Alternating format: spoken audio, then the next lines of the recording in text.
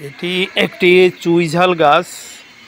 এই সাতক্ষীরা, বাগেরহাট, খুলনা এই অঞ্চলে এই চুইঝাল গাছের খুব কদর আছে এবং এখানে খাসির মাংস, গরুর মাংস এগুলো চুইঝাল দিয়ে রান্না করা হয় এবং চুইঝাল খুবই উপাদেয়, ভেষজ গুণসম্পন্ন।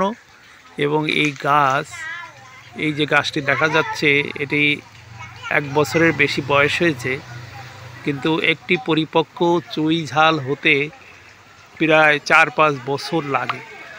তো 4-5 বছর পরে একটি চুইঝাল গাছ 8 থেকে 10,000 টাকা বিক্রি হয় এবং এটি মশলা জাতীয় ফসল এবং এটা এই সাতক্ষীরা, বাগেরহাট, খুলনা এই অঞ্চলে এটা ব্যাপক জনপ্রিয় এবং এটার ভেষজ গুণ আছে।